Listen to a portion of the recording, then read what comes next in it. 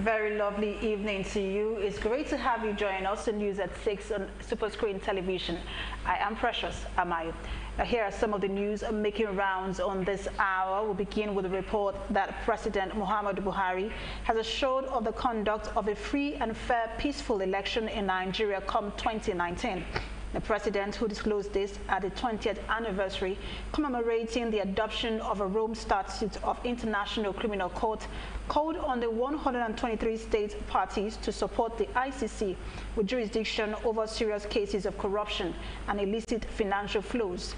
According to a statement by the president's special advisor on media and publicity, Femi Adesina, in Abuja, President Buhari assured of his administration's commitment to the fight against corruption in Nigeria.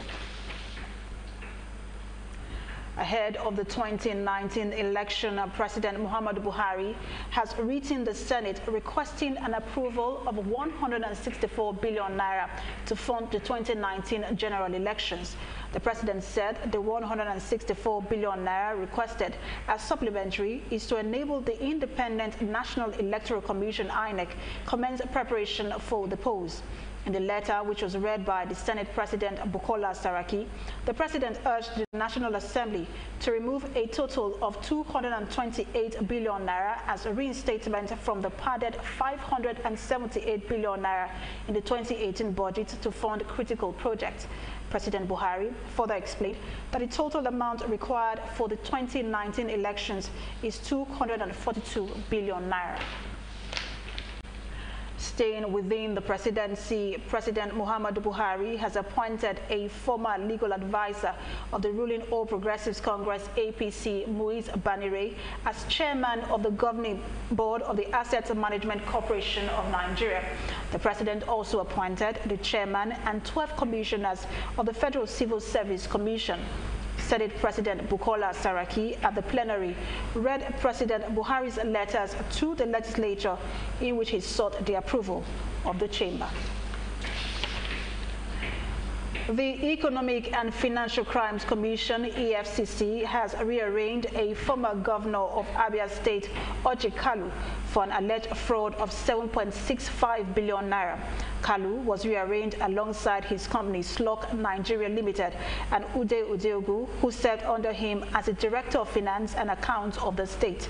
The rearrangement of the defendants before the Federal High Court in Lagos followed an amendment to the charges filed against them 11 years ago. The trial judge, Justice Mohammed Idris, dismissed the objection raised by the defense counsel to the amended charge sheet, paving the way for the rearrangement of the defendants. Defense counsel, Messrs. Godi Uche, Solo Akuma, and Casey Wonfo pleaded with the court for a short adjournment to enable them to file a reply to the 126-page document and return to court to adopt same. Justice Idris adjourned till July 25, 2018 for further proceedings. Still at the EFCC, the Economic and Financial Crimes Commission, EFCC, has disowned a recent gloating tweet that announced the imminent revival of a criminal case against outgoing governor of Ekiti, Ayo Fayoshi. A statement by spokesman of the commission, Wilson Wujare, said the purported tweet does not represent the views of the EFCC. You will recall that the tweet, which appeared on the EFCC's verified Twitter handle, said the commission had dusted 1.3 billion naira fraud case file against Fayoshi. And now on party politics, the National Working Committee of the All Progressives Congress (APC) says it will adopt a direct method of voting in the conduct of a Osun state primary election in order to avoid corruption and monetizing of votes. National chairman of the APC, Adams Oshomole, who disclosed this to journalists in Abuja, said all party members with registered cards will participate in the conduct of the APC governorship primary in Osun State. Oshomole noted that 17 aspirants are contesting in Osun State for the governorship election, and he urged all aspirants to support the eventual winner of the poll.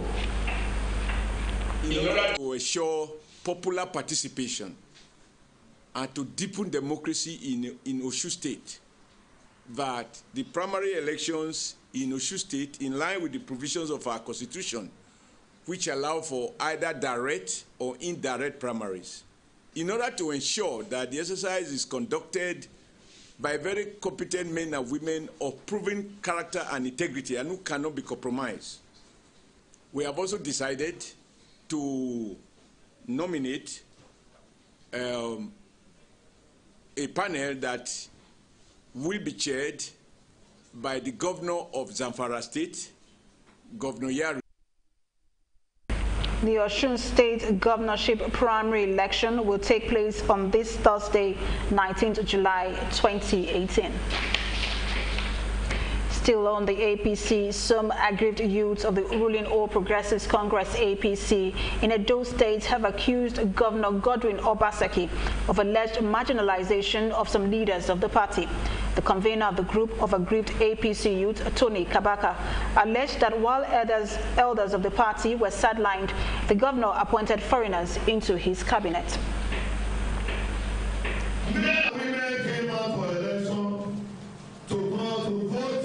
Or to contest, their efforts will be withdrawn.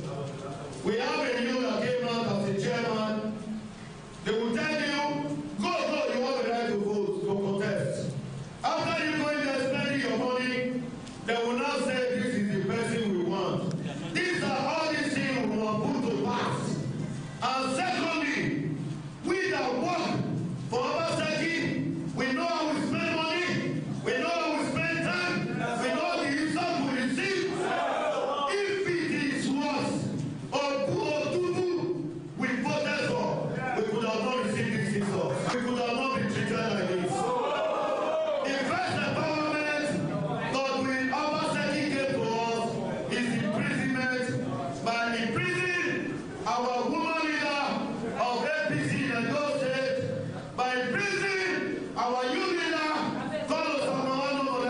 in Edo State. The lot of atrocity were going on in Osomole tenure.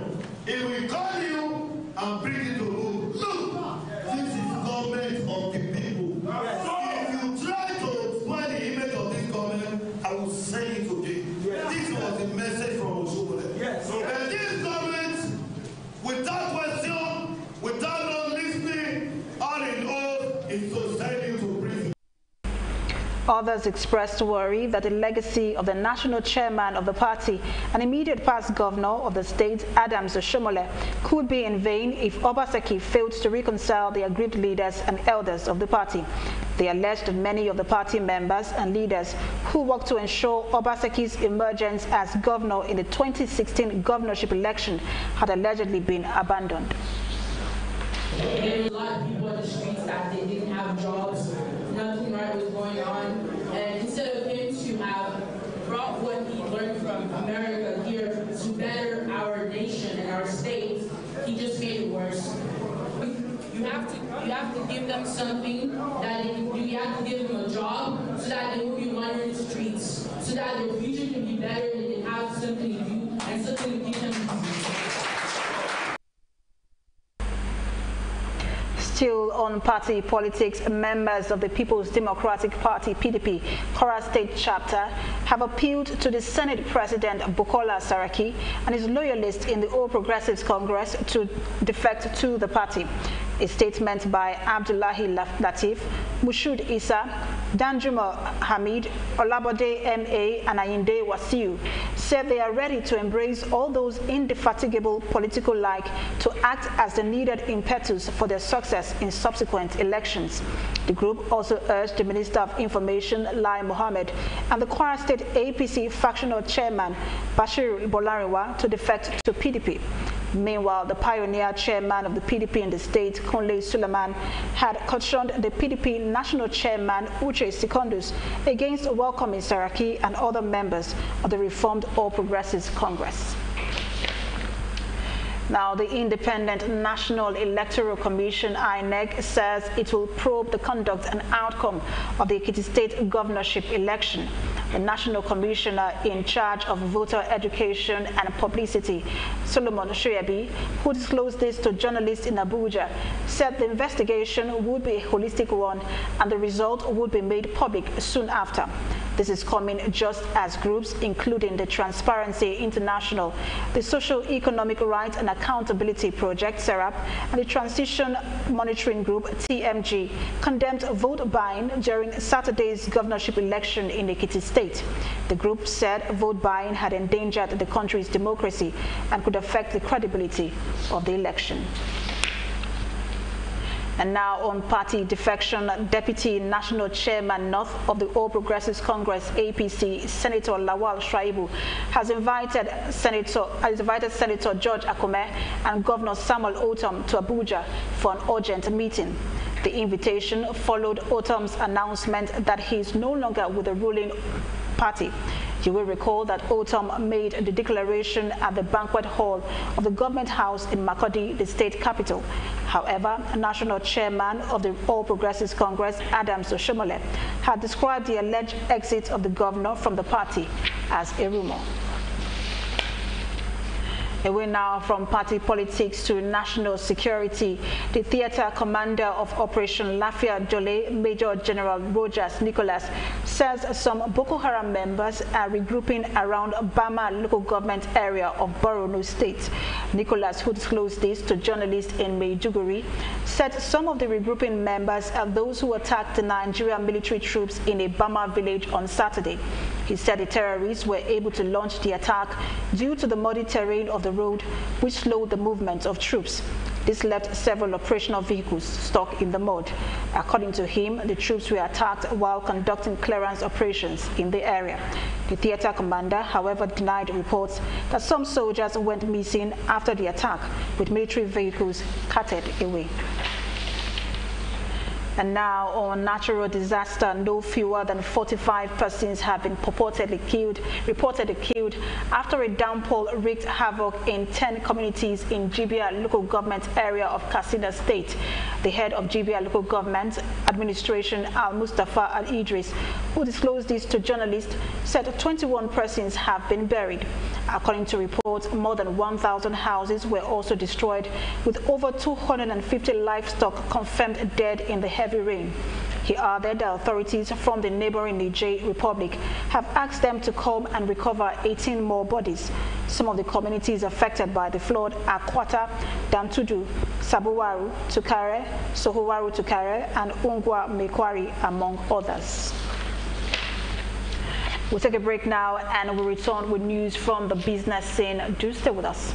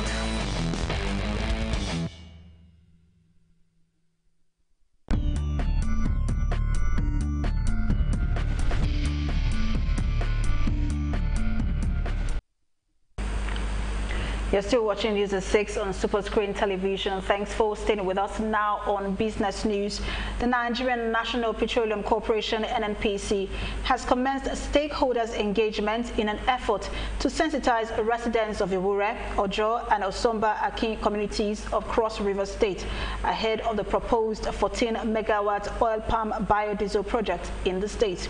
The Group General Manager, Group Public Affairs Division, NNPC, Undu Gamadu, said the 26,000-hectare facility is designed to accommodate an oil palm plantation company co-located with biodiesel, crude palm oil cogeneration plants, and other facilities. Ugamadu said officials of the corporation's Renewable Energy Division had already embarked on a sensitization campaign across affected communities, providing information on the rationale and projected benefits of the biofuel project in the state. He also said the NNPC Research and Development Division had been engaged for the conduct of environmental and social impact assessment for the project. Staying within the oil sector, the Petroleum and Natural Gas Senior Staff Association of Nigeria, PENGASSN, has issued an ultimatum to the management of ExxonMobil to comply with the Supreme Court judgment of April 20th. The chairman, PENGASSN ExxonMobil branch, Razak Obey, who disclosed this to journalists in Akwa Ibom, called for an immediate reinstatement of personnel of the security department who were unlawfully sacked and the payment of all entitlements due them as employees. Obey said the union demanded the management of ExxonMobil to immediately reinstate the 16 employees purportedly sacked in December 2016. We'll take a quick break now and we'll return with foreign and sports news. Stay with us. Before they come, they're supposed to, give us some information.